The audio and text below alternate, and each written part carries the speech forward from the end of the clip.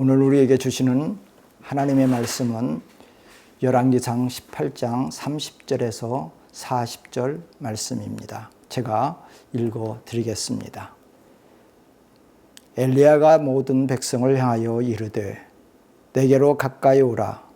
백성이 다 저에게 가까이 오매 저가 무너진 여호와의 단을 수축하되 야곱의 아들들의 지파의 소유를 따라 12돌을 취하니 이 야곱은 여호와께서 옛적에 저에게 임하여 이르시기를 내 이름을 이스라엘이라 하리라 하신 자들아, 저가 여호와의 이름을 의지하여 그 돌로 단을 쌓고 단을 돌아가며 곡식종자 두 세알을 용납할 만한 도량을 만들고 또 나무를 버리고 송아지의 각을 떠서 나무 위에 놓고 이르되 통 넷에 물을 채우다가 번제물과 나무 위에 부으라 하고 또 이르되 다시 그리하라 하여 다시 그리하니 또 이르되 세 번 그리하리라 하여 세 번 그리하니 물이 단으로 두루 흐르고 도량에 물이 가득하게 되었더라. 저녁 소재 드릴 때에 이르러 선지자 엘리야가 나아가서 말하되 아브라함과 이삭과 이스라엘의 하나님 여호와여, 주께서 이스라엘 중에서 하나님이 되심과 내가 주의 종됨과 내가 주의 말씀대로 이 모든 일을 행하는 것을 오늘날 알게 하옵소서. 여호와여, 내게 응답하소서. 내게 응답하소서. 이 백성으로 주 여호와는 하나님이신 것과 주는 저희의 마음으로 들이키게 하시는 것을 알게 하옵소서 하매 이에 여호와의 불이 내려 번제물과 나무와 돌과 흙을 태우고 또 도랑의 물을 핥은지라. 모든 백성이 보고 엎드려 말하되 여호와 그는 하나님이시로다. 여호와 그는 하나님이시로다 하니 엘리야가 저에게 이르되 바알의 선지자를 잡되 하나도 도망하지 못하게 하라 하매 곧 잡은 자가 엘리야가 저희를 기손 시내로 내려다가 거기서 죽이더라. 아멘. 기도하겠습니다. 하나님 아버지, 감사합니다. 주의 말씀을 이 시간 듣게 우리의 영혼을 소성시켜 주시고 우리의 눈을 떠서 주님께 초점 맞출 수 있게 해주시고 우리의 영혼이 주님을 향할 수 있도록 인도하여 주옵소서. 예배드리는 모든 환경을 주장하시고 처음부터 끝까지 주님께만 집중할 수 있도록 다스려 주옵소서. 예배드리는 모든 심령에 하나님의 말씀으로 충만케 하시고 은혜와 역사가 일어나게 하여 주옵소서. 감사하며 예수님의 이름으로 기도드리옵나이다. 아멘. 하나님은 때를 따라서 인도하십니다. 특별히 하나님의 때에 주님은 그 일을 성취하시고 이루시고 그분의 뜻에 합당한 삶으로 살아가게 하시는 것입니다. 우리가 읽은 말씀에 보면은 하나님께서 엘리야를 아합에 숨겼다가 다시 하나님의 때가 되니까 아합을 찾고 찾던 엘리야를 만나게 합니다. 그리고 엘리야를 통하여서 하나님의 거룩한 뜻을 이루시고 하나님이 말씀하신 것을 이루려고 다시 보내신 것입니다. 그래서 하나님의 충만한 시간이 되었을 때에 엘리야는 아합에게 나타나서 이런 이야기를 제안합니다. 바알과 아세라를 섬기는 제사장들을 모아서 갈멜산으로 나오라. 갈멜산이라고 하는 것은 하나님의 포도원이라는 뜻입니다. 하나님께서 관리하고 그 포도나무를 열매를 관리해서 아름다운 열매를 맺게 하시는 그 땅을 말하는 것입니다. 그래서 하나님을 섬기는 엘리야는 갈멜산에서 바알을 섬기는 450명의 제사장들과 살아계신 하나님 둘 사이에 누가 진정으로 살아계신 하나님과를 분별하는데 예배로 드리자고 이야기하는 것입니다. 곧 이것은 바로 신앙의 영적인 전쟁인 것입니다. 예배로서 승부를 가르는 일인 것입니다. 그 전쟁은 제사를 드릴 때에 윤희적인 불을 사용하지 않고 아무도 그곳에 손대지 아니하고 제단을 쌓고 하늘로부터 불이 임하는 그 하나님이 참 하나님이시라는 것을 같은 마음을 모아서 하나 되는 원리로 그들이 이야기하게 되는 것입니다. 그들도 동의하게 됐어요. 맞아. 하늘에서 불이 내려와서 이 제단을 사르는 분이 살아계신 하나님이시다고. 그래서 제사장들 모두에게 같이 그 일로 불로 응답하는 제사가 참된 제사요. 그 불로 응답하시는 하나님이 살아계신 하나님이라고 그들도 외치게 된 것입니다. 그래서 불로 응답하시는 하나님, 이 예배의 주인이시고 예배 받으시기에 합당한 분이심을 그들은 깨닫게 될 것입니다. 그래서 두 송아지를 준비하게 합니다. 한 송아지는 바알 선지자를 섬기는 자들에게 갖고 나머지 하나는 엘리야가 하나님 앞에 드리기 위해서 송아지를 취하게 되었습니다. 그래서 너희들이 450명인 게 많은 숫자니까 먼저 바알에게 제단을 쌓으라고 이야기합니다. 그래서 오전부터 12시까지, 그런데 그것도 안 되니까 늦은 시간까지 그들이 제사를 드리기로 하고 그렇게 아름다운 역사를 만들어가게 되었습니다.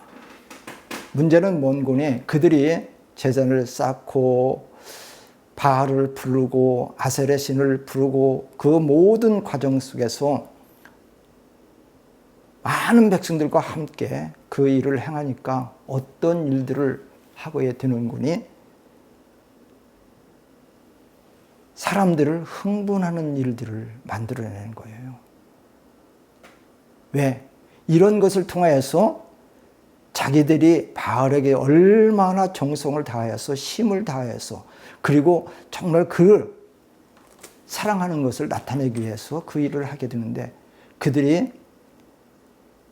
창과 무기를 가지고 자기의 몸을 해하면서 특별히 피를 흘리면서 그 일까지 행하는 거예요. 아무리 바알을 부르고 아세레를 부르고 거기에 제단에 불이 임할 시간이 지났어요.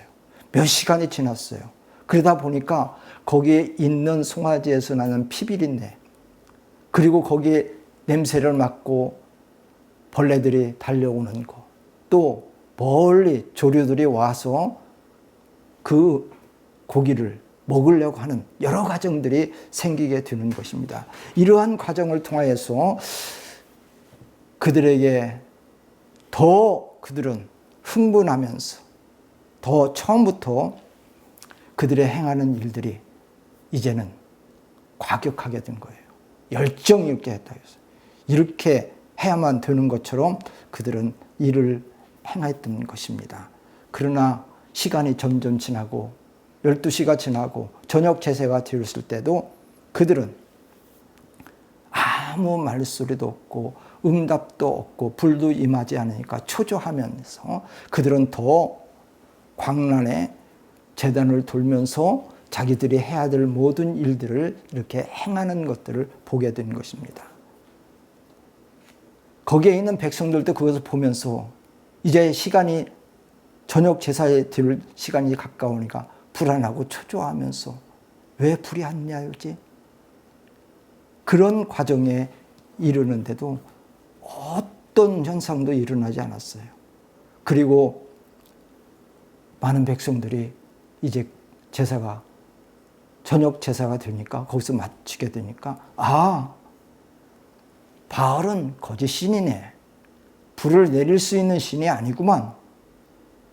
제사장들은 이제 안색이 변하고 또한 자기들이 했던 그 흉터가 다 그런 피 흘린 그런 것들이 있었지만 아무 의미가 없었던 것입니다.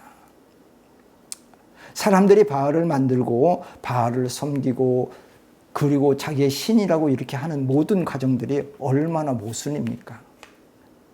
이것이 그 당시나 지금이나 현대인들이 살아가고 있는 인간의 현주소인 것입니다. 거짓 것을 쫓는 인간의 허상이고 망상인 것입니다. 피조물이 또 다른 피조물에게 신의 위력을 줄 수 있는 존재가 아니지 않습니까? 이것이 하나님의 형상대로 지음받은 인간이 얼마나 파괴되었는가를 우리가 알 수 있는 부분들인 것입니다. 정말 헛된 삶을 살아가고 있는 거예요. 그래서 이런 부분을 갖다 노마스를 통해서 이렇게 말씀하고 있어요.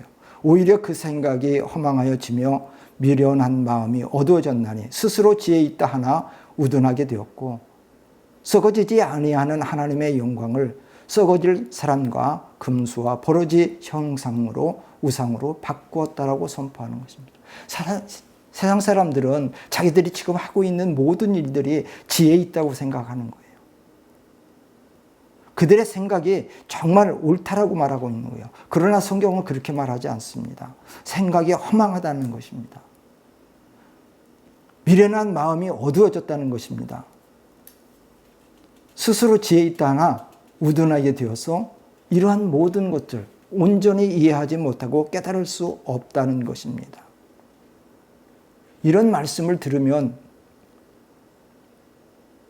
풍요의 신이라고 하는 바알이 얼마나 거짓되었는가를 우리들에게 증거하면서 살아계신 하나님을 그들이 찾아가지 않으면 안 될 수밖에 없는 현실로 바꿔지게 된 것입니다. 그 당시에 3년 반 동안 비가 내리지 않았으니까 바알신이 풍요의 신이라면 비를 내리든가 이슬을 내리든가 어떤 방법과 어떤 길을 내서라도 그들을 백성들을 먹여 살려야 돼요. 그리고 거기에 있는 짐승들 다 먹을 수 있도록 풀을 자라나게 했어야 되는 겁니다. 그러나 그런 일이 일어나지 않았던 것입니다. 그런 과정이 끝나고 나서 엘리야가 저녁 제사를 드리면서 하나님 앞에 제단을 쌓는 것이 오늘 본문 내용이 시작되고 있습니다. 그러면서 30절에 이렇게 얘기하고 있지 않습니까? 엘리야가 모든 백성을 향하여 이르되 내게로 가까이 오라. 백성이 다 저에게 가까이 오매라고 말하고 있습니다.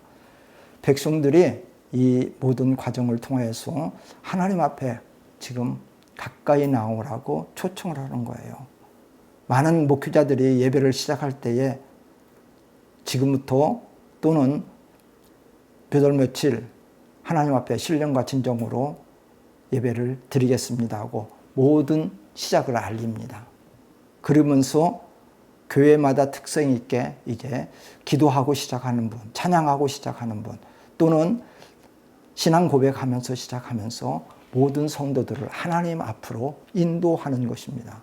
여기에서 지금 그 내용이 있는 거예요. 여기에 보면은 30절에 그렇게 말하잖아요. 백성을 향하여 내게 가까이 오라고 말하고 있는 거예요. 이런 모든 것을 통하여서 하나님 앞에 선지자들은 그들을 이끌고 주님께로 가는 그 아름다운 역사를 만든 것입니다. 엘리야가 이렇게 백성들을 지금 앞으로 다가오게 하는 그 이유가 뭐겠습니까?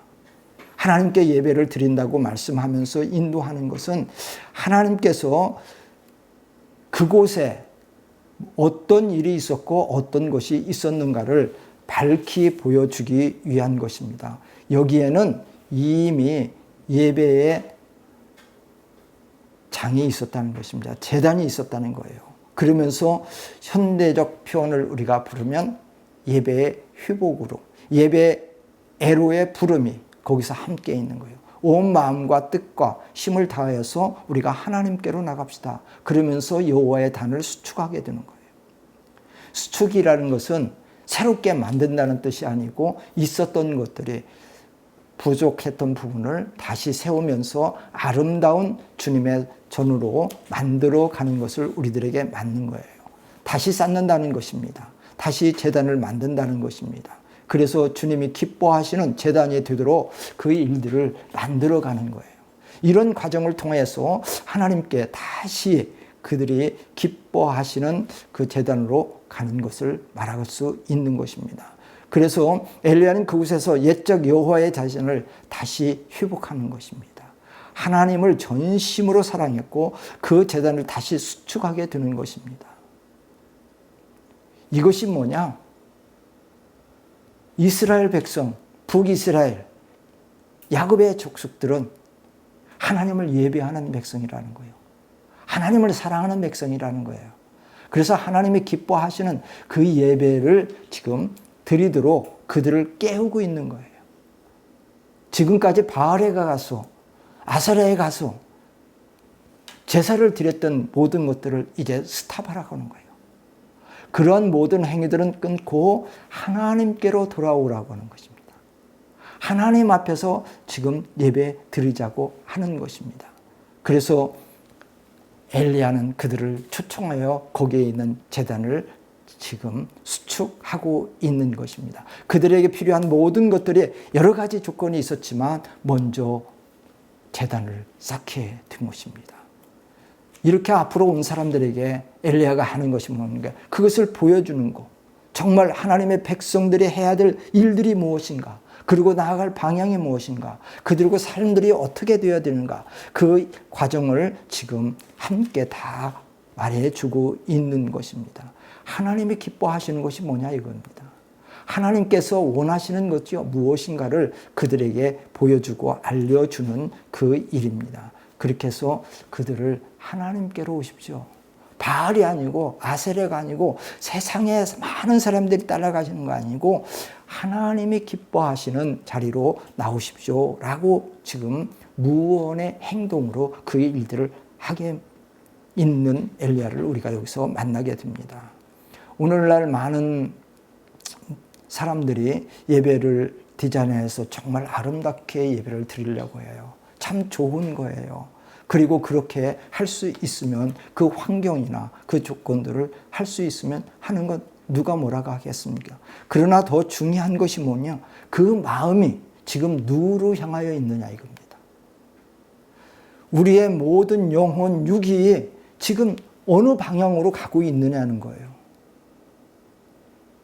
여기에서 엘리야가 우리들에게 이야기하고 전달하고자 하는 메시지는 바로 그 모든 것들이 하나님이 제정하신 그 예배대로 우리의 마음을 쏟자라고 하는 거예요. 우리가 그 아름다운 환경을 만들고 그러한 것들을 하는 건 참 좋지만 그러나 인위적인 감동하도록 하지 말자. 심리적인 방법을 써서 그들을 갖다 웃기고 울게 하고 그러한 것들이 아니라 하나님께서 성령으로 감동하시고 감화할 수 있도록 하자는 것입니다. 지금 바알의 선지자들이 450명이 거기서 제단을 쌓고 그 주변을 돌면서 노래하면서 그들 나름대로 최선을 다해서 다 하잖아요. 그러면서 안 되니까 어떻게 합니까? 자기의 몸을 해야 했어요. 그 말이 뭐예요? 피를 보면 사람들은 어떻게 해요? 흥분해요. 그래가지고 그게 예배가 온전히 자기들을 흥분하는 그 과정으로 만들면서 이끌려고 하는 거죠. 인위적인 그러한 행위는 우리가 금해야 된다고 하는 거예요. 중요한 것은 그것을 보고 그들이 피가 흘린 그 피가 무슨 의미가 있습니까? 제사에서 피가 있는 건 사실입니다. 제물이 있는 것도 사실입니다. 그러나 그 피가 정결한 피여야 돼요. 깨끗한 피여야 돼요. 다른 피가 아니에요. 죄인의 피가 아니고 의인의 피가 필요한 것입니다. 죄가 없는 거예요. 흠과 그런 티가 없는 피여야 됩니다. 곧 예수 그리스도의 십자가의 보혈로 정케 되어야 하는 것입니다. 오직 예수 그리스도의 십자가의 보혈이 필요한 것입니다. 우리의 죄사함 받을 수 있고 하나님께서 연락하는 것은 바로 예수 그리스도의 보혈을 덮여진 그 예배를 주님은 받으시고 연락하시고 기뻐하시고 우리의 죄를 사해 주시는 것입니다. 그래서 성경은 하나님의 죄를 알지도 못하시고 그로 우리를 대신하여 죄를 삼으신 것을 저희 안에서 하나님의 의가 되게 하려 하심이라는 말씀이 있습니다. 예수 그리스도의 보혈을 힘입어서 하나님 보좌 앞에 우리는 담대하게 나갈 수 있고 또한 그 하나님께 나가서 우리는 온전한 예배자를 드리게 되는 것입니다. 그래서 예수의 보혈이 우리의 죄를 사하는 영원한 생명인 것입니다. 주의 보혈이 능력이 있는 것입니다. 찬송가에도 있지 않습니까? 여러분 한번 생각해 보세요. 여러분들이 이 수혜를 하러 가면은 그들이 질문하는 게 몇 가지 있지 않습니까? 왜 그것을 묻냐면 깨끗한 피, 정결한 피가 수혜를 받기에 합당하기 때문인 것입니다. 그래서 그러한 것을 질문하면서 우리에게 이야기하는 것을 저는 들었어요. 아, 그렇구나. 생명을 살리고 생명을 갖다가 보존시키기 위해서는 깨끗한 피, 정결한 피, 어떤 것이 섞이지 않는 그 피를 수혈을 해야 된다는 것을 알게 되었어요. 정말 예수 그리스도와 의인의 피기 때문에 완전하신 피, 그 보혈로 우리가 깨끗함을 입고 죄사함을 받게 된다는 사실을 믿으시기 바랍니다.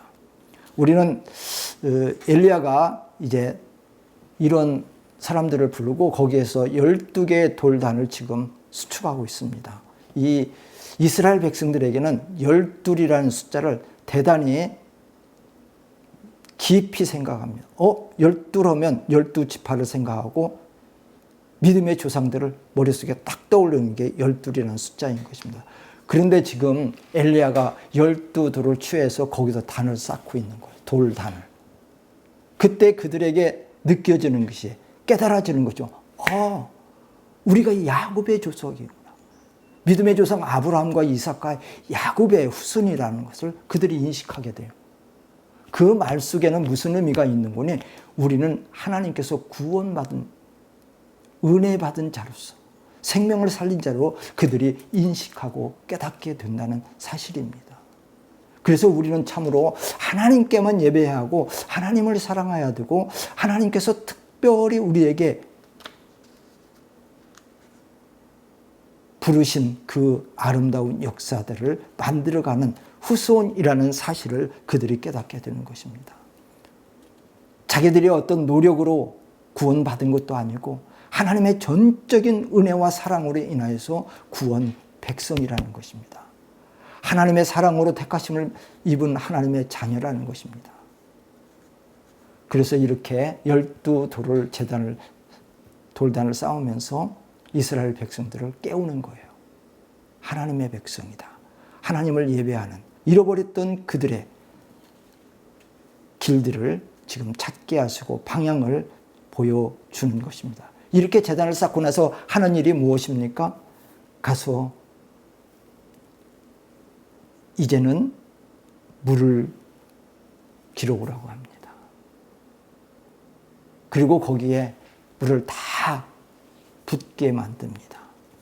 그것도 한 번이 아니고 3번씩 물을 기르다가 그 높이가 상당히 높은 산이거든요. 그런데 그 산에서 기슭건까지 내려가는 게 얼마나 힘들고 어렵겠어요. 그런데 그럼에도 불구하고 그 일을 3번 하면서 거기에서 그 역사를 만들게 하는데 정말 우리가 여기서 깨달아야 할 게 언군이 사람들이 볼 때는 저 불가능한 일들을 왜 만들까? 제단 위에 물을 붓는다? 그것도 한 번이 아니고 2번, 3번을 부었으니 거기에 있던 마른 나무가 완전히 젖어 버린 거예요. 거기에 있던 돌단이 완전히 들었어요. 인위적인 방법으로 불을 피울 수 있는 조건이 하나도 없는 거예요. 이렇게 만들고 오직 하나님만 하실 수 있도록 그 통로를 하는 거예요. 이렇게 하나님께서 철저하게 엘리야도록 준비하면서 그 일들을 행하게 하는 것입니다. 이런 제단을 쌓으면서 그가 해야 될 아름다운 것들을 지금 여기에서 이야기하고 있는 게 뭐겠어요? 이러한 제단을 쌓으면서 그들이 해야 될 모든 요소들을 다 막는 거예요. 혹시 오해해서 야, 네가 누군가 통해서 그 불을 피게 했지, 또 네가 무슨 수작을 썼지, 그런 것들을 다 막아버리는 거예요. 그래서 제단에는 정말 불가능한, 하나님이 아니면 더 이상 이루어질 수 없고 하나님이 아니면 그것을 감당할 수 없는 환경과 조성으로 싹 만들어버린 거예요. 그래서 인간이 할 수 있는 모든 수단과 방법을 다 차단했습니다. 그리고 오직 하나님께만 집중하는 거예요. 하나님만 바라보는 거예요. 하나님이 아니면 그것이 이루어질 수 없고 하나님이 그것을 행하지 않으면 이제 엘리야도 어쩔 수 없는 그런 상황으로 만들어진 것입니다. 이렇게 행했던 목적이 뭡니까? 엘리야는 자기가 믿는 하나님이 살아계신 하나님인 것을 온전히 믿었던 거예요. 전혀 의심하지 않았어요. 처음부터 끝까지 하나님은 살아계신 분, 하나님은 나의 하나님이시오. 이스라엘의 하나님이시오. 지금도 살아계신 하나님이야. 그 믿음으로 충만했던 것입니다. 이런 믿음으로 주님 하나님 앞에 나가서 드린 것입니다. 그러면서 제단에서 그 제물에게 못을 해놓으니 안수해서 죄를 다 고백해요. 그러면서 거기에 있는 엘리야가 짐승 머리에 놓고 백성들의 자기의 죄, 나라의 죄, 모든 죄들을 다 고백 안수하고 그걸 잡고 행했던 것 아니겠습니까? 구약에서 짐승이 제단에서 죽게 되고 그 피가 흘러서 땅을 적시게 되고 그 피로 인하여서 우리가 시침받는다는 그런 은혜의 사건으로 나타내고 있어요. 신약시대에는 예수님의 십자가에서 죽으심으로 말미암아 예수의 피가 흐르고 있는 것입니다. 그래서 신구약을 우리가 정말 손아귀에 쥐고 짤 수 있다라면 꽉 짠다면 구약에서는 그 성경을 저거 꽉 우리가 틀어 짠다고 할 때 거기에서는 짐승의 피가 나고요. 또 신약에서는 그 신약 성경을 틀어서 꽉 짜면 어떤 피가 나오는 예수 그리스도의 피가 흘러나오게 되어 있어요. 그래서 제단은 피가 흐르게 되어 있는 거예요. 그 구약시대의 제단이라고 하는 것은 예수 십자가의 표의 예표이기도 하는 것입니다. 제단에서 죽임당할 제물은 십자가에 죽임당하신 예수 그리스도의 모형이라는 것입니다. 갈보리 십자가 사건이 있기 전에 이미 하나님은 이 땅에 오셔서 우리의 죄를 대속하실 메시아가 어떻게 신앙당하고 어떻게 돌아가시고 어떤 일을 해야 할 것인가를 분명하게 말씀하시고 증거하고 있습니다. 그래서 이사야서 53장에 보면 이렇게 말씀하고 있어요. 그가 찔림은 우리의 허물을 인하며 그가 상하면 우리의 죄악을 인하며 그가 징계를 받음으로 우리가 평화를 누리고 그가 채찍에 맞음으로 우리가 나음을 입었도다. 우리가 치료되었고 하나님 앞에 온전한 믿음의 사람으로 살아가게 하셨다는 것입니다. 그래서 엘리야는 여호와의 대전을 수축하고 그 자리에서 이러한 모든 과정을 통해서 하나님 앞에 그가 일을 할 때 우리의 죄를 전가했다는 것입니다. 그 죽은 제물 앞에 죄를 다 고백하고 다 이야기해서 전가했다는 거예요. 넘겨버렸다는 것입니다. 죄와 죄의 책임을 다 그 짐승에게 넘겨서 그 짐승이 죽음으로 그 일들이 다 해결되고 사함받는 그런 일들을 감당하게 했다는 것입니다. 인간이 대신해서 해야 될 일이지만, 인간이 감당해야 할 일이지만 그 짐승들이 대신해서 지금 하게 된 것입니다. 그것이 바로 죄의 대속인 것입니다. 우리를 대신해서, 우리의 죄를 대신해서 지금 짐승이 죽어 있고, 예수 그리스도가 오셔서는 우리를 대신해서 예수 그리스도가 우리의 죄악을 담당하셔서 돌아가신 것입니다. 그래서 엘리야는 그 제단에서 모든 백성들의 위하여 하나님께 궁휼하심과 불쌍히 여기심과 은혜를 간구하면서 쌓았던 것을 우리는 기억해야 됩니다. 이러한 모든 것을 통하여서 그는 이제 하나님 앞에 기도하기 시작합니다. 이렇게 기도하지 않습니까? 아브라함과 이삭과 이스라엘 하나님 여호와여, 주께서 이스라엘 중에서 하나님 되신가? 내가 주의 종이 됨과 내가 주의 말씀대로 이 모든 일을 행하는 것을 오늘날 알게 하옵소서. 여호와여, 내게 응답하소서. 내게 응답하소서. 이 백성으로 주 여호와는 하나님이신 거와 주는 저희의 마음을 돌이키게 하시는 것을 알게 하옵소서. 그러면서 이 신앙 고백으로 자기의 그 기도를 드리고 있는 것입니다. 우리가 예배 때 하나님 앞에 신앙 고백하는 것은 대단히 중요합니다. 믿음으로 드리는 예배, 신앙을 고백하면서 드리는 예배, 그것이 마음으로 믿고 입으로 통하여서 하나님 앞에 드리는 열매가 되어야 할 것입니다. 우리는 이러한 모든 것들을 통하여서 이제 엘리야가 살아계신 하나님의 역사를 친히 나타내시라는 것입니다. 이것이 참 중요한 거예요. 예배 가운데 하나님이 임하셔서 우리의 예배를 받으신다고 하는 그 믿음, 그 역사, 이런 믿음을 가지고 하나님 앞에 드리는 거예요. 그래서 시편을 통해서 우리가 드리는 것은 찬양대가 있잖아요. 성가대가 있잖아요. 찬양 가운데 거하시는 하나님, 그 하나님께 우리가 예배드리고 그 하나님께 영광 돌리며 그 하나님을 향하여서 우리가 나아간다는 것을 믿어야 되는 것입니다. 이 믿음 없으면 우리 드리는 예배가 정말 공허한 거예요. 하나님이 우리 안에 계셔서 지금도 주관하시고 인도하시는 그 은혜의 삶과 믿음의 길을 하나님 앞에 온전히 고백하면서 드리는 예배가 되어야 되는 것입니다. 지금도 하나님은 우리에게 이 모든 것을 통하여서 주장하시는 거예요. 특별히 우리가 이런 말씀들을 우리가 생각해 보면 이 불이 내릴 때, 정말 기도가 끝났을 때에 엘리야가 쌓인 제단에서 불이 임하게 되지 않았습니까? 그 불이 임하여서 오늘 성경을 통해서 이렇게 보면은 어떻게 되었다고 성경은 말해 주는군요. 이렇게 말하고 있습니다. 38절인데요. 이에 여호와의 불이 내려서 번제물과 나무와 돌과 흙을 태우고 도랑의 물을 핥은지다라고 말하고 있습니다. 이 자연적인 불을 피우면 어떻게 합니까? 불을 피우면 어디서부터 불이 우리가 보편적으로 피지요? 밑에서 피어요. 그래서 위로 불이 올라가는 게 이게 자연적인 불의 현상입니다.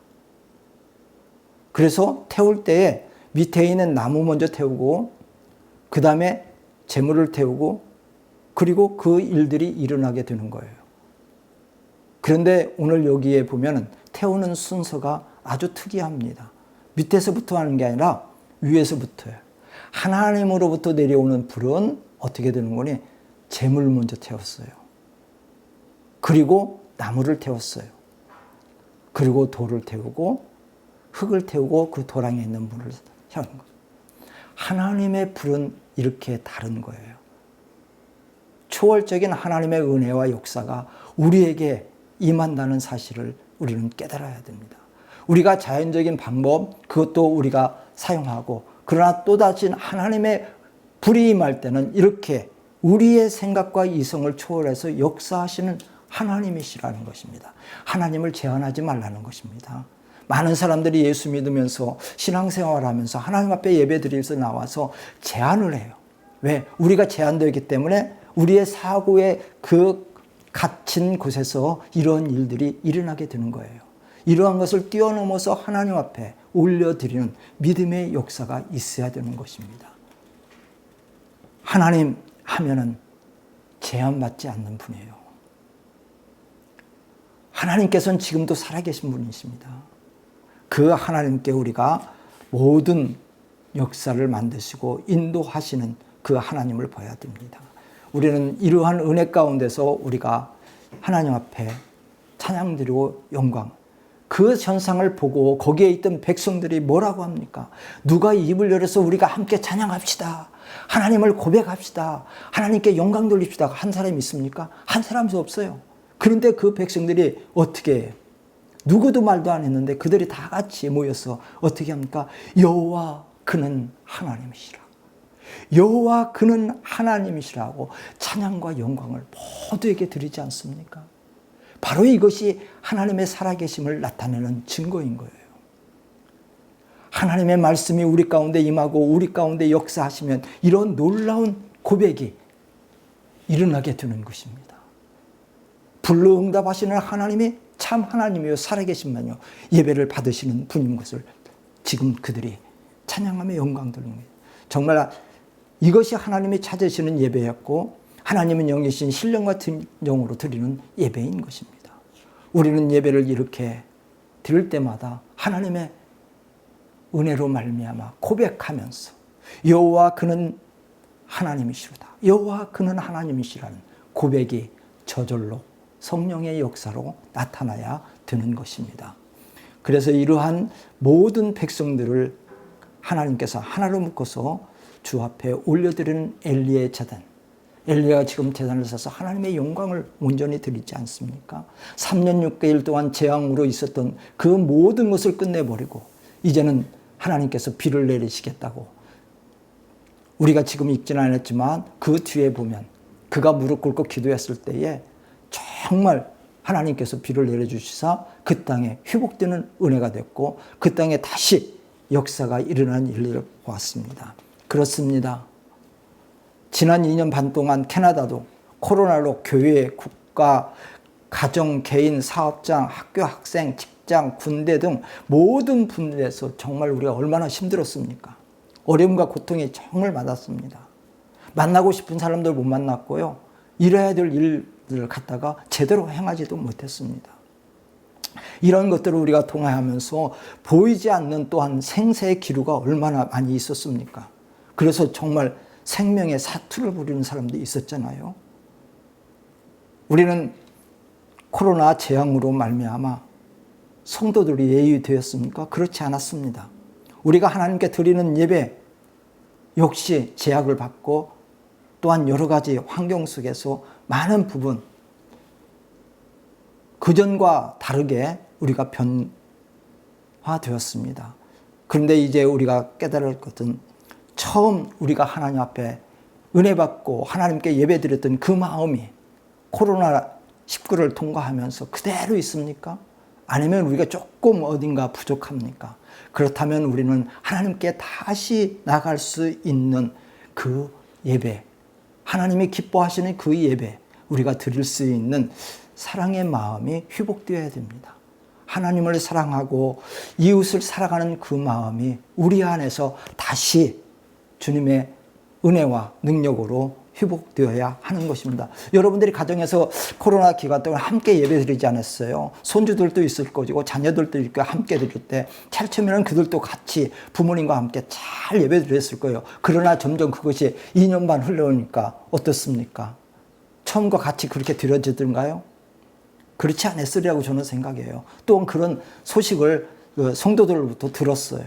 그러면서 우리가 다시 한번 하나님 앞에 주님 앞에 이렇게 엘리야처럼 제단을 수축하는 은혜와 역사가 있기를 주의 이름으로 축원합니다. 그래서 이 몬트리올 땅에서 우리가 하나님 앞에서 예배의 여러 가지 사항들이 이루어지는데 이러한 것들이 회복되어 몬트리올 땅에서 예배의 전쟁이 일어나고 있는데 이곳에서 승리하는 교회가 되기를 바랍니다. 그래서 특별히 갈메셀의 전투가 아니라 우리는 몬트리올 한인 장로교에서 드리는 예배의 역사가 하나님이 기뻐하시고 하나님이 연락하시고 하나님이 받으시는 그러한 복된 예배 드리는 한인 장로교회가 되기를 주님의 이름으로 축원합니다. 그래서 이 소문이 몬트리올뿐만 아니라 정말 하나님께 영광 드리는 예배 드리는 교회로 온 세계에 퍼져나가는 복된 교회, 생명이 있는 교회,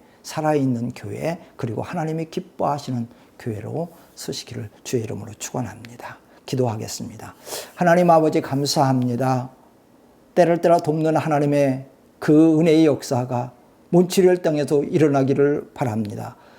우리가 살아가는 이 곳에서 정말 코로나로 인하여서 많은 부분들이 생각해야 할 방향과 목적과 그리고 목표가 흔들렸습니다. 이러한 모든 것들이 다시 한번 주의 사랑과 은혜와 능력으로 회복되어지고 하나님을 사랑하는 마음이 더 깊어지는 놀라운 역사가 일어날 수 있도록 축복하여 주옵소서. 그래서 몬트리올 예배 전투에서 승리한 교회로 우뚝 서는 한인 장로 교회가 될 수 있도록 복을 나려 주시옵소서. 모든 성도들 가정에서, 모든 성도들 직장에서, 또한 사업장에서, 어느 곳에 있든지 간에 학교에서 아버지 아니면 주님을 믿는 자로 승리하는 자들이 다 되게 하여 주시옵소서.